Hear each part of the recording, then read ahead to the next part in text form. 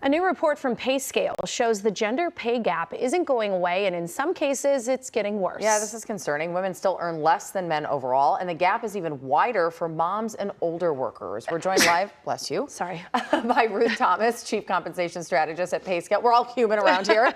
We sneeze.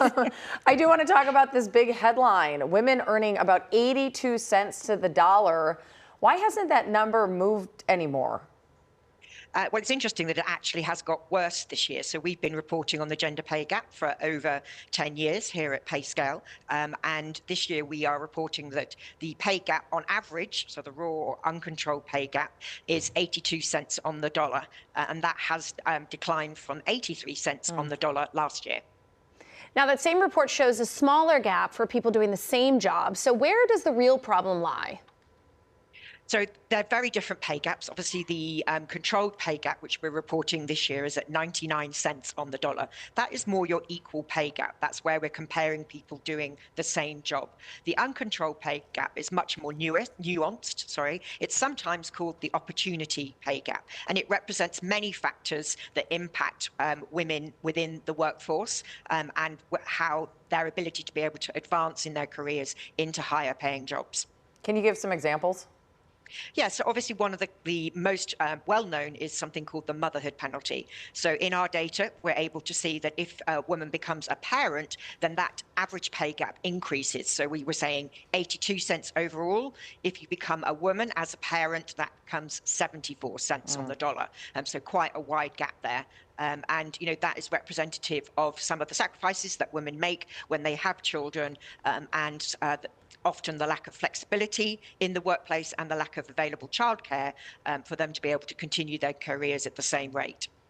That's so disheartening, especially because I think we all can say that working mothers tend to be really good at multitasking and getting everything done. So it's a shame to see them leave the workforce.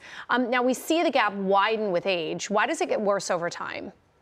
Yeah, so interestingly, even when women start their careers at the age of 20 to 29, on the average pay gap, we're seeing 86 cents on the dollar. At 30 to 44, it decreases to 80 cents on the dollar. And then at the age of 45 plus, it never really recovers, and it goes to 71 cents on the dollar. Now, if you consider those age groups, that 30 to 44 is obviously the period when women most are likely to potentially have children, and therefore we're seeing that compounded impact of the motherhood penalty there as well. That's a bummer. Okay, well, some states, including here in California, are closing the gap. What are we doing right? Yeah, so when we look at so the equal pay gap, we see a number of states have actually closed the pay gap. So when you compare women and men in the same roles, that gap is 1 cent. So it's equal, $1, sorry. So it's equal. Obviously in California, we have legislation around pay transparency laws and pay gap reporting. And that all helps in employers to be able to address some of the issues that can drive pay gaps in their own organizations. So pay gap reporting, you know, California stands out uniquely as one of the one states in the US that has this reporting regime. Employers are therefore having to publicly declare those pay gaps and the kind of reputational impact of being known for those pay gaps often forces them to address some of the issues that may be happening within their workforce.